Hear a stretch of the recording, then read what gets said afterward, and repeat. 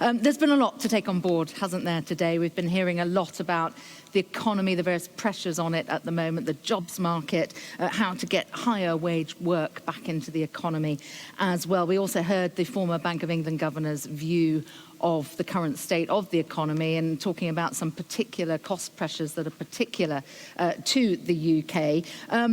Importantly as well, we got on to the green agenda and what he's hoping to get out of COP26. Of course, time for that very much running out to get those pledges through the door. We need to be talking about that with our panel as part of our next big idea. As the world comes out of the pandemic, we need to be thinking about how businesses build back green and also how they build back their balance sheets as well, and the inevitable tensions between those two. We'll be talking about what the government can be doing, what it is doing, what it should be doing, all of that. And I'll be discussing all of that with my panel who kindly assembled here for us this afternoon. But first, our business correspondent, Helen-Ann Smith, I'd like to welcome her back onto the stage because she is going to set the scene ahead of our discussion. Helen-Ann. Thank you, Sam. Afternoon, everyone. So it is now pretty well established and pretty well agreed upon that cutting emissions is in theory the right thing to do. What's a lot less clear is not just how we do it, but crucially who should be doing what, and importantly as well, how exactly are we going to pay for it? So first of all, let's just take a look at where we're at. Post this big economic recession we've had, this huge shock to the economy. Has it left us with emissions that are higher or lower than what they were before the pandemic? Well, the answer is so-so. As you can see there, the pink line is the UK average. So the average emissions were ever so slightly below what they were, that 100% line in 2019. And we've plotted on a couple of key sectors there. And as you can see, the general story is that, yes, there were a bit of fluctuations, particularly there in the spring when we came out of lockdown, the economy all reopening. But things were sort of roughly what they were. The key outlier and exception, as you can see in the orange there, aviation. Emissions in that sector significantly down, but of course we all know that wasn't necessarily by design, but because of the restrictions that sector was labouring under. Now, a lot of people said that as we were pumping billions into the economies, different countries doing that to recover from the pandemic, this would have been a really good excuse, a really good opportunity to invest in more green. And did countries do that? Did they use this opportunity to make their recovery spending green spending? So essentially what we've done along the bottom line here is the percentage of COVID recovery spending in different countries that was green spending. Up on this axis here, essentially the proportion of a country's GDP that the spending was. And as you can see, there are a couple of countries, Belgium, Canada, who really did prioritise green spending as part of their recoveries. But the larger economies, particularly those as well, who were very hard hit by the pandemic, not so much. And essentially, I think what this is showing us is that when chips were down, when times were hard, it is difficult to prioritise this type of spending. And perhaps that's not hugely surprising because we know this stuff is expensive. We know it is really, really difficult. And I want to just show you this, just to give a bit of an insight about just how difficult and just how expensive it might be. This is the UK's sort of domestic carbon emissions going back to 1990. As you can see, they're going down. We know that the targets are to hit net zero by 2050. But just look at this. When we add in the emissions that comes just from the import of goods, so that part of domestic trade, hugely higher, probably hugely harder to bring down. And we have to ask ourselves, after a summer of supply chain problems, the importance that we're placing on global trade right now, are we going to have the stomach to really radically overhaul that system, and how are we going to do it? It's going to be very, very difficult indeed. So who is doing what? Well, what this is showing you is the percentage of companies, cities, states and regions and countries who have actually made net zero promises so far. So 61% of countries have made some sort of net zero promise. But look, companies, only 21% of the 2,000 largest companies in the world have made a net zero pledge at all. However, when you look at the quality of the net zero pledges that have been made by countries and companies, slightly different story. This big chunk in the yellow here from the countries essentially shows us that of those net zero promises that have been made, a lot of them are just at that stage of proposal or discussion. However, companies, when they have made a zero promise, much more likely to be in the purple there, in policy document, in strategy, essentially a sense that if a net zero promise is made by a company, it's being taken a little bit more seriously. Worth just pointing out that orange bit there, companies have actually achieved more of their net zero promises as well, but still at pretty low levels. So huge problems, huge challenges, not just in terms of what to do, but how to prioritise it. And very crucially, as I said as well, who's going to pay for it? Sam, thank you. Isn't it, Helen Ann? Thank you. As I was saying, to discuss what companies and government, we can see what they've pledged and what they're actually doing, can do to promote green growth. I'm now joined by 4 people around here with direct experience of policy and indeed in practice in the area. We have Ash Amiramahdi, the Managing Director of Arla Foods UK. Welcome to you. We have Diane Gilpin, Chief Executive and co-founder of Smart Green Shipping Alliance. Welcome to you as well.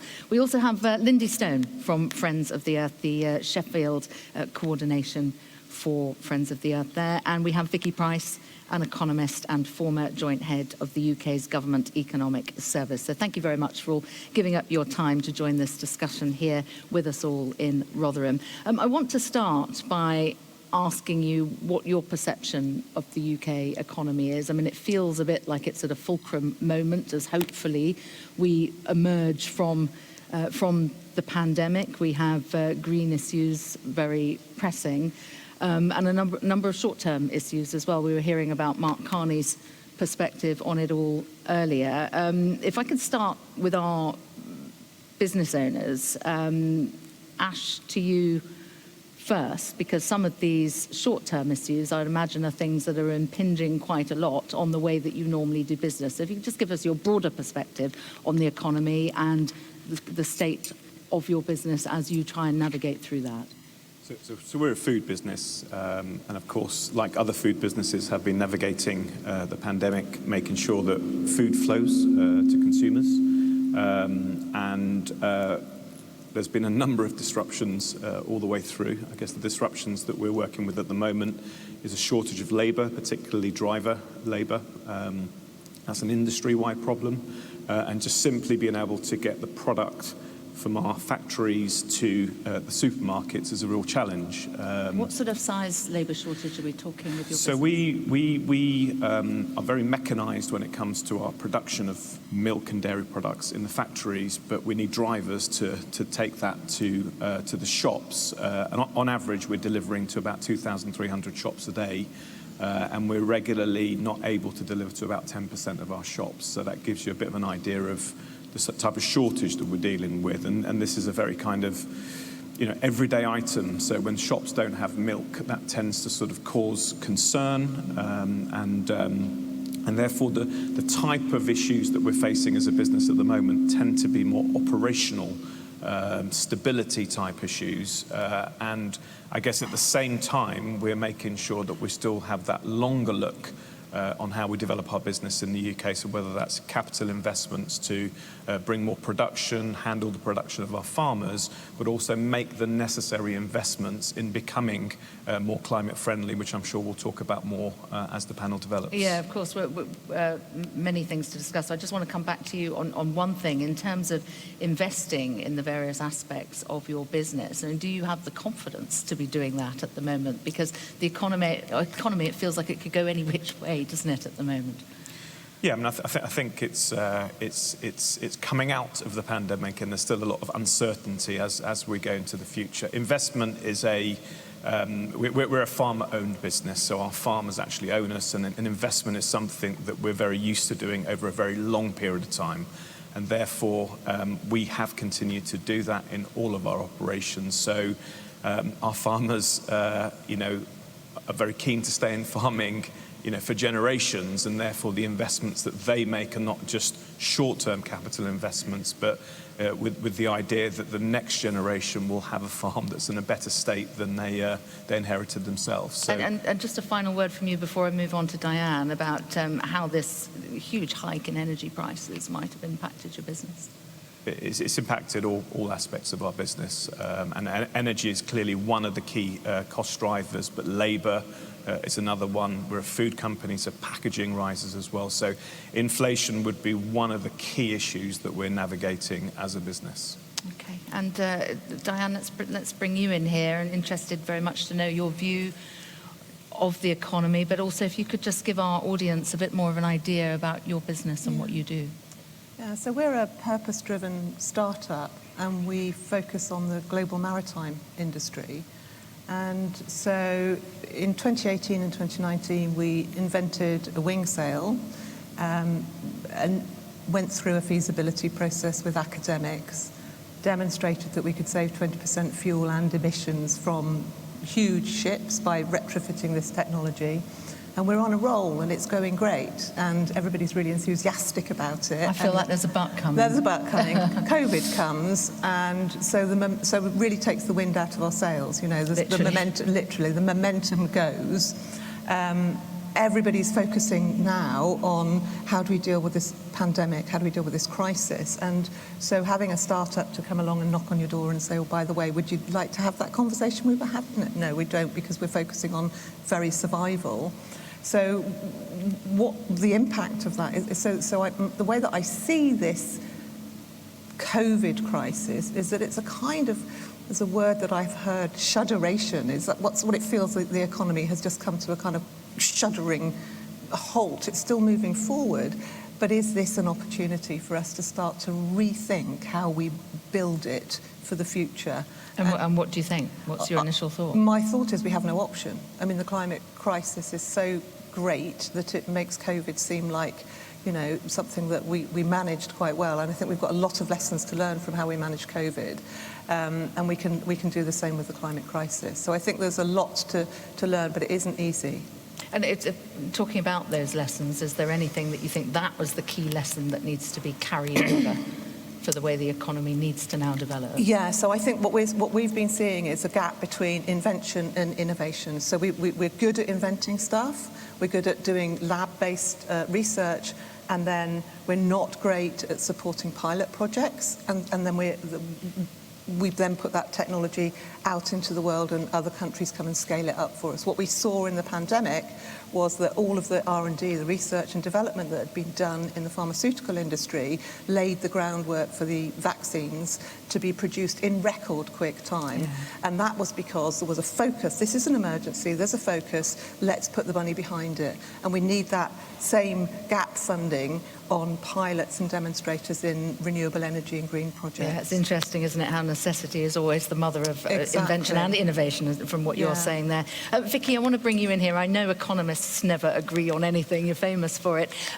Interested to know what your assessment is of the UK economy now, and how well we are positioned to embark on a green, building back green.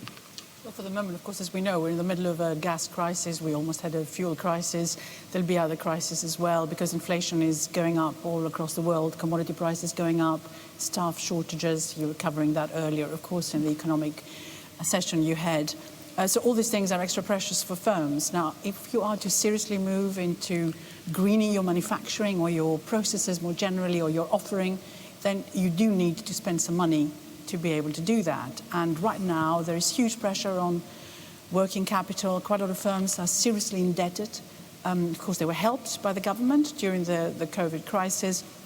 That period is coming to an end, and of course there are still loans outstanding which are on low interest terms and over a period of years that they have to be repaid, but nevertheless they need more, and the new loans that they're taking are more expensive and require all sorts of collateral and so on. So SMEs are suffering.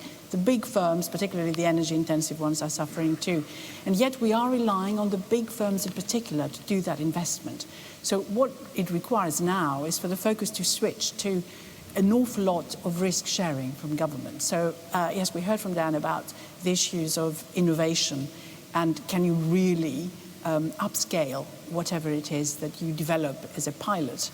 And that requires quite a lot of risk to be taken by firms, because you don't really know which technology is going to work in the future. The government needs to absolutely step in to be able to... Because some of those sectors are not yet profitable, are they? I mean, solar and wind are looking good, electric vehicles looking good, but there's still a lot of sectors that perhaps you're taking more of a risk. Well, some, of course, which are becoming very profitable again, are banks. So the financial sector is doing reasonably well. And, of course, quite a lot of the firms depend on money coming to them from the banks. But of course, what the banks are also saying is a number of sectors are not going to be sustainable in the long term, because the climate change issues are such that, you know, even if you're in the house building sector, are you going to be building the types of houses which are indeed going to be insulated sufficiently, that could survive any climate changes that take place, the heat and so on, or whatever it is that may emerge, which is very different to what we've got now.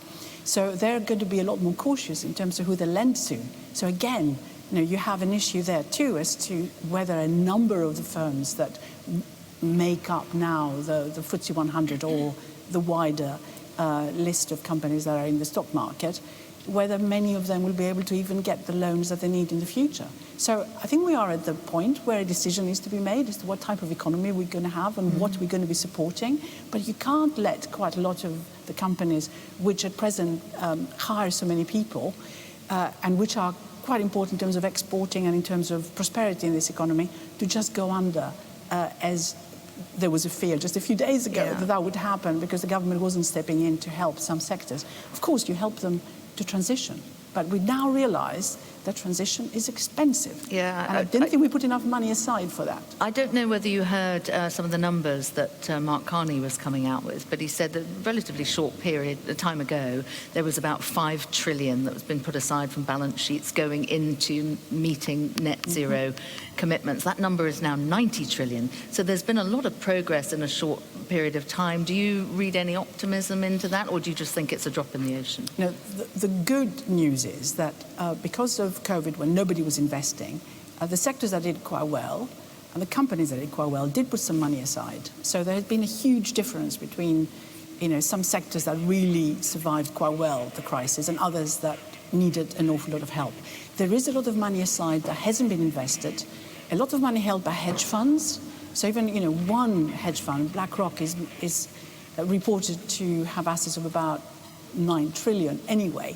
And that money is not right now being invested more generally across the world economy in projects which can be productive and lead to perhaps the types of stuff we want to see happen in the future in terms of technology.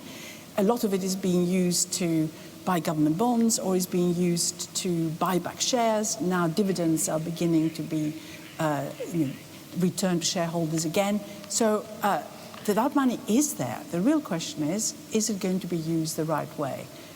What we're finding, though, now, which is very useful, is that governments, at least, are beginning to move a lot more into raising money through the issuing of green bonds. So the EU is doing that today. It's the first green bond, 12 billion. Now, of course, 12 billion in relation to the trillions we've just been talking about is nothing, but at least it's a beginning. It's a start, isn't it? We have had a question from the audience, which I'm going to pose in a moment, but Lindy, I want to bring you in here because I don't want you to be sitting there twisting in the wind while we're all talking. Vicky was saying there that we need to decide what kind of economy we want. Do you think the conditions are right now for a green recovery, for economic growth where the environment is at the heart of it? Well, I'm certainly here as an amateur, and I bow to the expertise around the table. I'm a local representative of an international campaigning organisation, which puts me in a different sort of criteria, gives me a different look on it. Certainly, amidst all the horrors of the pandemic last year and difficulties, the phrase emerged within the campaigning organisations, not from government, but the phrase emerged to build back better. And this did seem as though it was an opportunity to do things differently, indeed in the way that Diane and Vicky have picked up already, and that Ash referred to as well in terms of looking at the business. So I liked that idea of the shuddering and the shuddering of the economy, because it certainly felt as though something different could happen and had to happen last year. It had to happen as a result of the pandemic, and we certainly feel that is a moment that needs to be grasped. It's a terrible thing to say, but it's an opportunity to do things differently because it's a mindset shift that's been brought about. It is, and to a certain extent, the extent and the range of things that were done to counter the pandemic, the innovation through the vaccination and the development of medical treatment actually made you realise how things can be done if they are taken seriously. So we saw action taken very quickly because it had to be with the pandemic. People were dying. Yes. Do you have any confidence that the government has a detailed plan for its own net zero commitments? Have they sort of got that urgency into their climate thinking? I have absolutely no confidence in that, and I think that would be shared by most climate campaigners, because it's always true, isn't it, that the urgent trumps the important, and the immediacy of the crisis that we're facing on a day-by-day basis, obviously most notably put with the fuel prices and the gas prices that are currently happening, distract from the longer-term issues that need to be addressed. Because we have to do stuff about the problem today, we are each time putting off action on the crises which are going to hit us further down the road. And clearly the climate and nature crises for those of us who spend a lot of time thinking about these issues need addressing urgently. And the longer you leave it, the more devastating the consequences will be, and the more problem there will be in addressing it. I was quite I think taken aback when I first was aware of the Yorkshire and Humberside Climate Commission, that they are both looking at mitigation of reducing the carbon impact of industries and organisations around in our area, but also that they're spending a lot of their energy on adaptation. So we know that there's going to be massive floods. We know that Hull is in danger of going underwater in 50 years' time, or I'm not necessarily getting those figures completely right.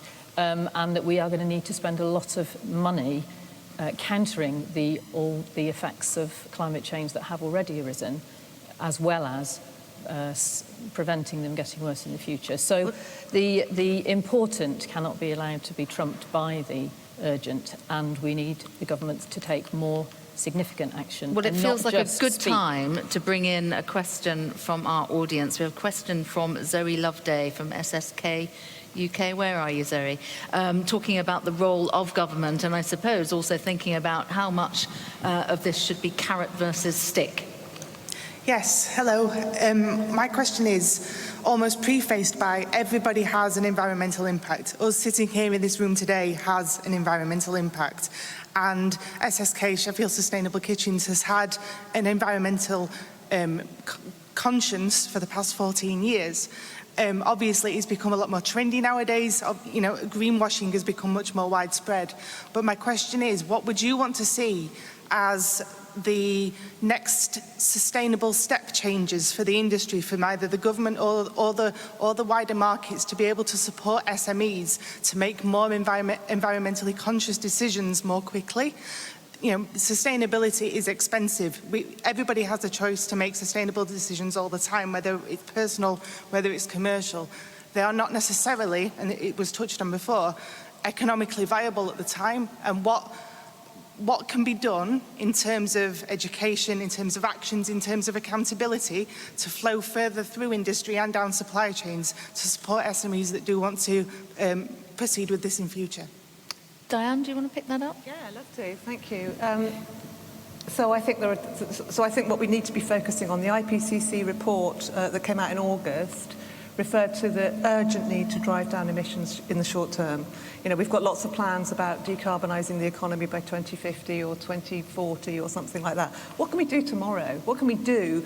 And I think there are countless SMEs who are coming up with all sorts of ideas and solutions, and we don't get a seat at the table very often. It's driven by big business, and there's a lot of money in big business, and it's critically important. I think one of the things I want to say is that we can't go from where we are today to a totally decarbonised economy overnight. It's a transition. We have to do it in a transformational way, but there are things that we can do now that will start to drive down short-term emissions.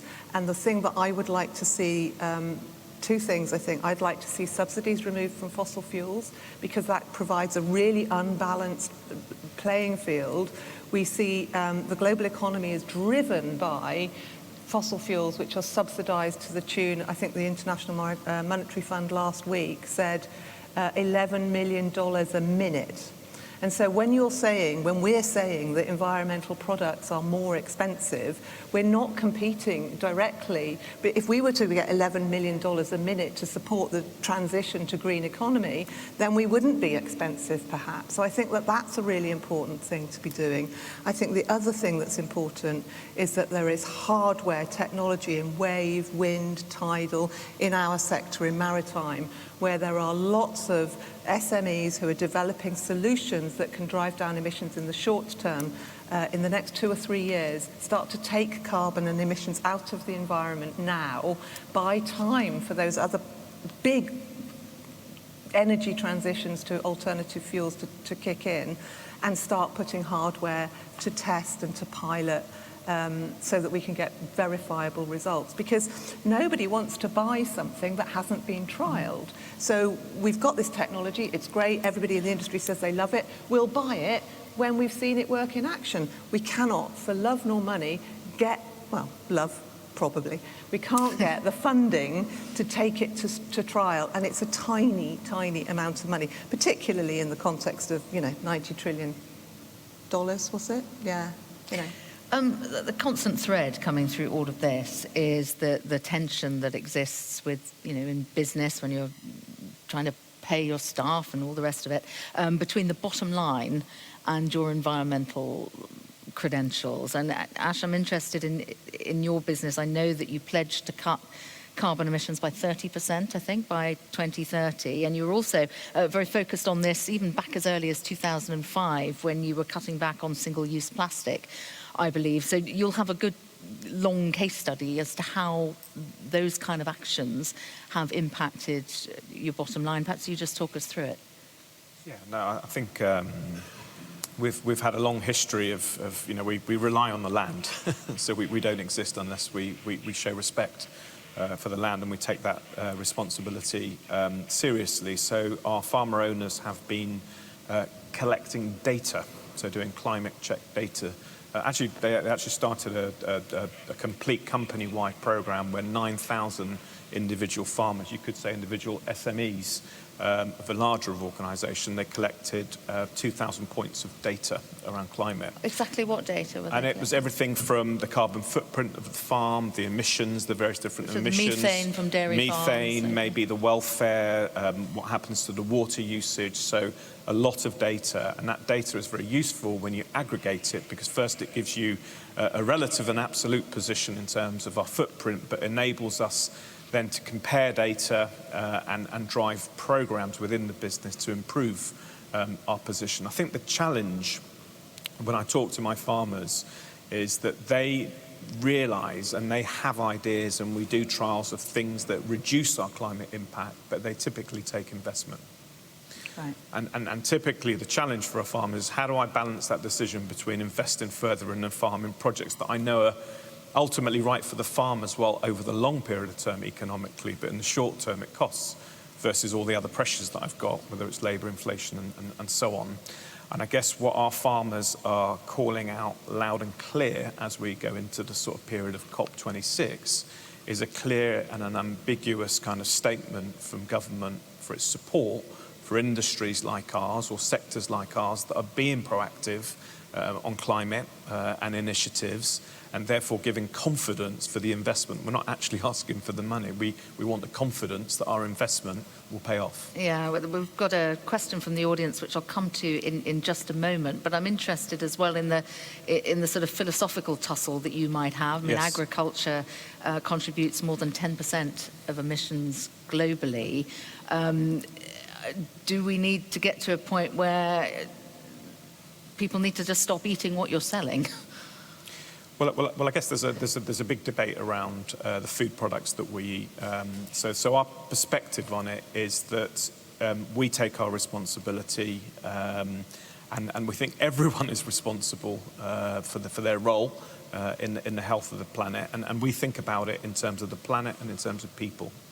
So we see that it's also important to feed people. We've got a growing population, and actually the product that we're in, dairy, is safe, affordable and accessible to many parts of the world as well. And therefore we need to be able to continue doing that, but then also reduce our impact on the climate. So the way that we look at it philosophically is that if we're committed, proactive and reducing our impact on the climate, then actually that gives us permission then to do the safe, affordable nutrition for people and the growing Feed population. the world and save the planet. It's no pressure. Why not? No pressure on you. Let me. I'm going to put this question to you, Ash, but perhaps also maybe Vicky, you want to come in on it as well. Question from Natalie Maguire from Welcome to Yorkshire. Natalie, are you out there? Just hold on a moment. We'll bring the microphone round to you. It's about the way in which government should be trying to get involved here. Yeah, I was listening to a really interesting debate this morning on the radio, actually driving through, around whether financial incentives should be used for organisations that are proactively working towards their kind of green commitments, and financial deterrence for those that aren't working. The debate was actually around kind of oil refineries and the production of methane gas. So I appreciate that's not specific for Yorkshire, but it does raise the question as to whether we should be focusing on incentives or deterrence or both in these kind of circumstances. Is it time for radical change? What do you think, Ash? Well, I think it's something that we are constantly having to consider when it comes to our farmers, because they both own the business but rely on us as management to advise them on how to run the business. We think it's a combination of both, actually, incentivising but also having sort of policies or regulation in place that drives behaviour. I think ultimately what we're interested in is what drives the behavioural change and for a sustained period. So that's how we, and ultimately, what we're interested in is, can we back up the changes that we want to make with the science? So what we're concerned about is quite often the debate when it comes to climate change and action is quite emotive in nature, and therefore where we would like to steer the debate more is a much more science objective set of sort of change programmes. That would be our take on it. Vicky, what are your thoughts? Yes, I agree with that, but it sort of links in with links to the earlier question that was asked about, what do you do with all these SMEs and how do you help them? And indeed, I think being able to monitor your carbon footprint is quite important. So you need to have the data to be able to do it and know, therefore, what you need to do in terms of improving the situation. That does require some investment, and maybe that investment can come from the big firms that use you as part of the supply chain, for example. One of the problems, of course, is that right now, because companies are trying to reduce their costs, big companies as well, they're cutting down their supply chain quite significantly, and in fact are probably expecting the supply chain to bear a lot of the cost instead of anything that's going on right now. So let's hope that this doesn't last for very long, and therefore we can revert to something slightly more beneficial for SMEs than where we are right this minute. But digitalization is absolutely essential in terms of being able to get the data that you need. And of course, it also allows you to do a lot in relation to energy efficiency. But in terms of carrots and sticks that can be offered more generally, of course, the big firms will be able to incentivize the smaller firms, the suppliers, if they say we're only going to be buying if you do those various things, but the supplier can also help you make sure that you do that. So you can be quite environmentally conscious and do the right things, and therefore you have a seat at the table, if you like, in the sense of being part of the supply chain. But there can also be tax incentives, other type of incentives that mean that if you do various things in a certain way, then you can get some tax credits, perhaps, particularly for SMEs it would matter hugely. And then you can also involve people who decide on procurement to buy from firms that do the right thing. But again, you have to assume that there is a capacity for those companies to do that. And as you move further down the size, then you immediately hit the problems of, can you actually afford it, or do you just go out of business, basically? So it's a big dilemma, and I think, again, there needs to be a lot more working across that. I think it's interesting when you look at other countries and the way in which they manage the supply chain. In Germany, for example, the big firms really support the supply chain, including with loans and so on. It's been happening for a long period of time. It used to happen here as well, but that sort of stopped. So there is much more of an industry structure that supports that development to take place. We don't quite have that, and maybe we need to go back to doing so, because otherwise we will lose that ability to have a vibrant SME sector, which after all employs the vast majority of the people in this country. All right, Natalie, I hope that answered your question. I want to come back to the theme that we were on. I want to come to you, Diane, talking about that tension between your bottom line and the environment. You're already making a technology that, when we were talking to Mark Carney earlier, it's exactly in the sweet spot that needs that turbo boost of investment, which you'll get when the demand is there for your product. But talk to us about those tensions within the shipping industry, who've hitherto been left out of the net zero focus, haven't they? But it is looming back ahead of COP26. It's expensive to change the way you power big tankers, isn't it? Yeah, so you're absolutely right. I mean, shipping was excluded from the Paris Agreement, and so to your questioner's point about carrots and sticks, we need both. We need to have shipping included in the net zero conversation, in the zero emissions conversation at Glasgow. So it's absolutely essential that it gets included in the Glasgow Accord when it emerges. But I think what we're experiencing in real terms, so shipping is responsible for about 3 or 4% of global greenhouse gas emissions. That doesn't sound like a lot. Everyone says, oh, that's not very much, but actually all of those not very much is add up to it. It's the same as the UK, it's the same as Germany's emissions. We're working our socks off in various developed countries to try and reduce those emissions. But shipping isn't motivated to do that because its commitment is to reduce its greenhouse gas emissions by 50% by 2050. So that's so far in the future, and there's no carrots to do it, that it means that we all kind of sit there. There's loads of really brilliantly kind, good people in the industry want to do something, but the system doesn't enable it for them. So you could be scaling up your technology if the demand was there, if the shipping industry had the certainty that they needed to change. But they also need the certainty of seeing the technology in action. And I think it's absolutely rational of every single ship owner to say, I want to see that working on a real ship before I buy it. I mean, I'm not going to buy a solar panel, put it on my roof, if I've not seen it working, because it might bring my house crashing down. So I think it's entirely sensible for those people to say, prove it to me, Di, and we'll buy it off you. We want to buy it. We want to reduce our emissions because our technology has been demonstrated to save 20% fuel. That's a cost saving. You need to see that. They want to see it. They need to kick the tyres before they can do it. And that's where the struggle is, to get the finance from innovation, from invention, if you like, into innovation. Yeah. There's a demand pull. I've got loads of letters from ship owners saying, build it and we will come. But we just can't get over that innovation hump. It's a big challenge. I hear the frustration with that. A question coming from our audience from Archie Kemker. It's a student at Manchester Business School. I think, Lindy, this one is for you. And we'll send our microphone round to you, but I think in a nutshell, we'll let you put it to her yourself. Sure. But it's about what the government needs to do, Lindy, in order to get the labour force suitably skilled up for a green recovery. It's all very well saying we need to sort of transition, but how are we going to retrain people to do it? But Archie, go ahead. Thanks. So my question is basically that the UK economy, they have promised that they would go net zero by 2050. And in order to achieve that, the companies will have to upscale their products, their processes, and along with that, their skills as well. And my question is more related to the skills aspect of it. So in your opinion, what is the government doing and what they should do additionally to get the skill force ready and trained to embrace, say, the future or the green future?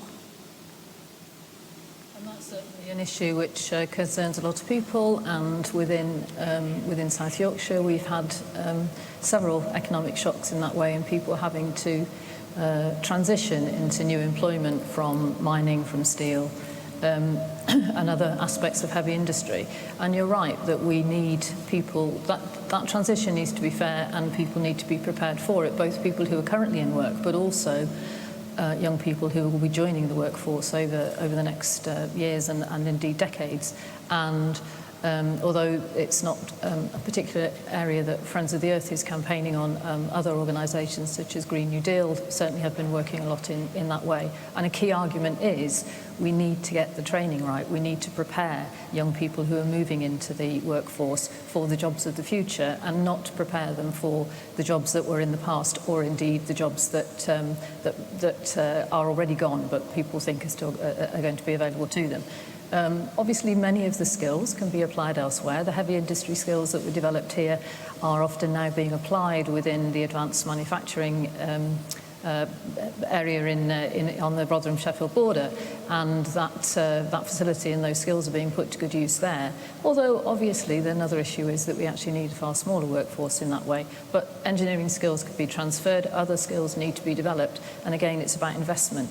Somebody mentioned earlier on the importance of education, and my own background was in education, and I recognise that is crucially important, both in educating the public around how the crisis is is emerging, how it is developing, the seriousness of it, but also in how we can cope, how we can do things differently, how we can be trained up to work in a different way.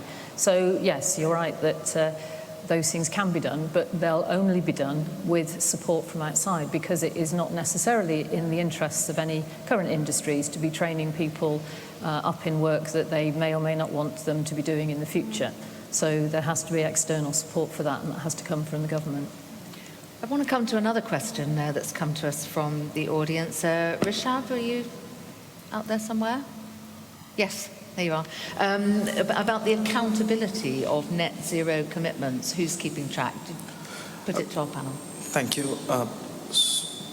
We have accountants who are tracking the impact of net zero carbon, and we have companies who are making a plan how to reduce it. But then who is actually keeping a track of how we are spending the money, and even if we are going in the right direction, and do we have time and resources that if there's a plausible downside to the entire scenario, do we have time and money to come back and build this?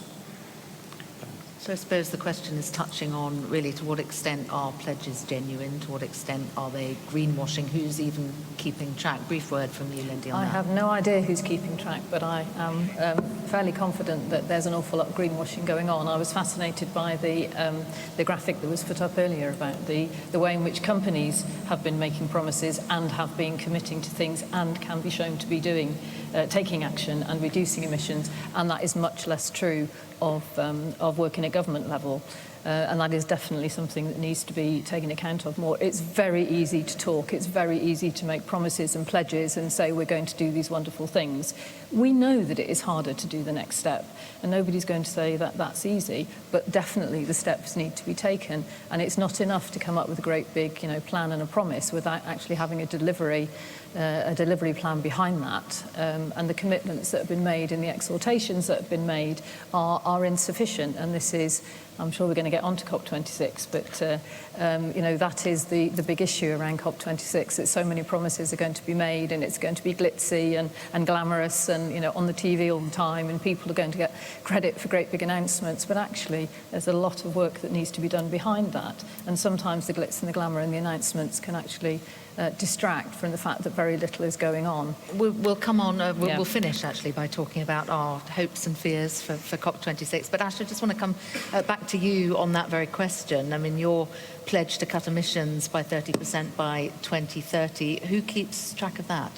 So we follow a science-based target system where it's audited by accountants, as you talk about as well. And I think the key thing for us is some of our pledges are not as far-reaching as other people in the industry, but we have had years of taking action and delivering on our promises, and what that's taught us is actually it's very important to make far-reaching commitments. So we think that's important because it talks about the aspiration, the leadership behind it, but it's how you follow up on it. So I think measurement is really important, commitment at operational level as well as at leadership level, and then being very clear on the programs that drive improvement, whether it's on farm, in factory, or actually in the way that we move products.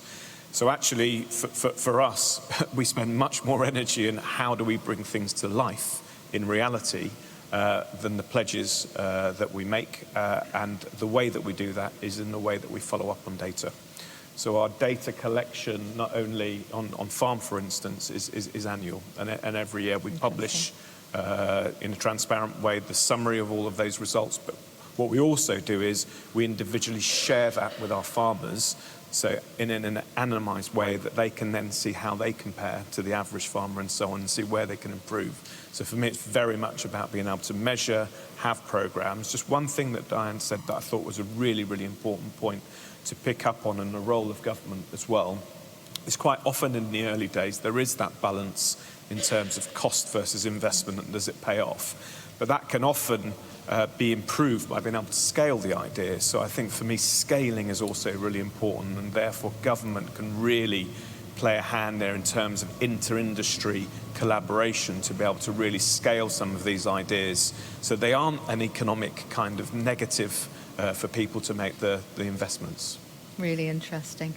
Final word, really, from each of you about, I mean, you sound a little sceptical, Lindy, if you don't mind me saying, about what we might get out of COP26. How are you feeling about it, Vicky, and what are you going to be looking for specifically?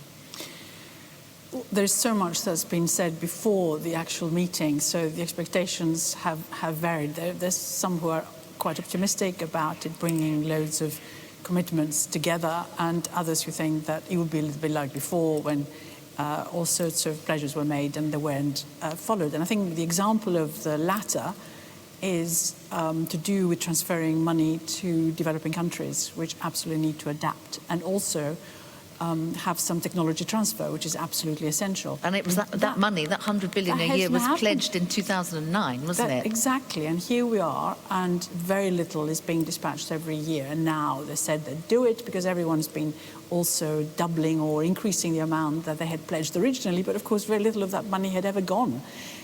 So that's the real worry about coming up with loads of commitments which sound good, but perhaps don't take account of the reality in the short term, and they don't take account of the transition period that is required to get to where you want to be, and all those sticks and carrots that are absolutely essential. At the end of the day, I'm afraid it comes to regulation, whether it's shipping or anywhere else, and money. And if that money isn't available, taking risks with technology, really, spreading that risk as well, making sure all the stuff we've just been hearing about in terms of being able to scale up, for example, carbon capture and storage. It's still being tried. There are a number of possibilities that will be decided pretty quickly in the UK as well. It's been going on for decades, that type of discussion.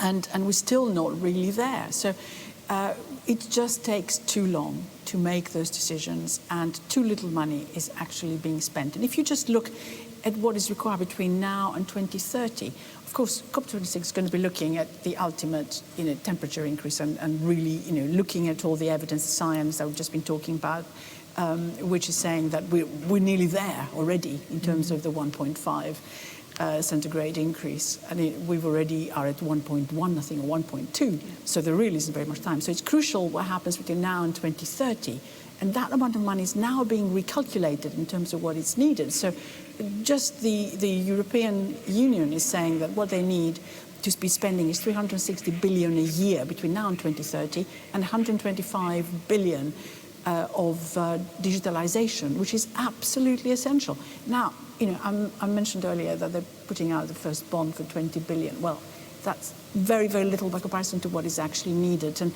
I think it's the ambition that has to be there and has to be, if you like, measured and monitored in terms of how they do from here on. It starts the ball rolling, doesn't it? Yeah, starts the ball rolling, but it shouldn't start the ball rolling. It should just push it further. I mean, the ball should really have started rolling a long time ago, yeah. Yeah, and a word from you, Lindy, about what you're hoping to see? It's a great opportunity here in the UK that Glasgow is the host for COP26, and I know that there's plenty of opportunity for the UK to be making its own promises and announcements. A huge concern, though, and it links with something that both Vicky and Diane said, is that at the same time we are in the UK have not. We are still looking at developing a massive oil field west of Shetland, the Cambo oil field, and this will be equivalent in its emissions to 18 coal-fired power stations. It's also going to be vastly expensive. So BlackRock, who you mentioned as having billions of dollars available for investment, are one of the key players in thinking that they will invest within Cambo. So you have a bit of a perfect storm there of lots of money that could be spent in other ways being spent on exploiting fossil fuels. Now, the government have the opportunity to say, no, this can't happen. We are not going to allow the exploitation in that way.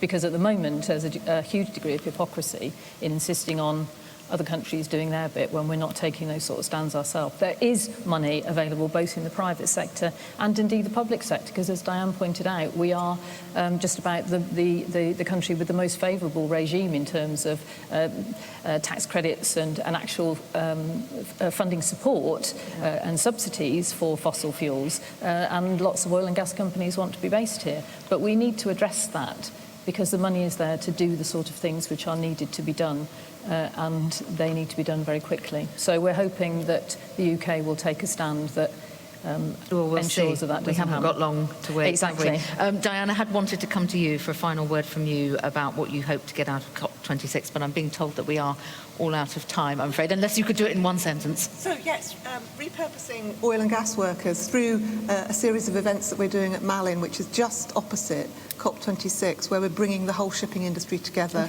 to create an action plan through the oil and gas sector, transferring their knowledge and expertise into green power for shipping. That's what we want to do at COP26, and that's what we're doing. Okay, all right. We are out of time. I hope you enjoyed that panel discussion. Got through as much as we could there. There's so much, obviously, that we could still talk about. I'm going to give you all a 15-minute comfort break now. And when you come back, Trevor Phillips is going to be hosting a panel all about the Levelling Up agenda. So we hope to see you back for that.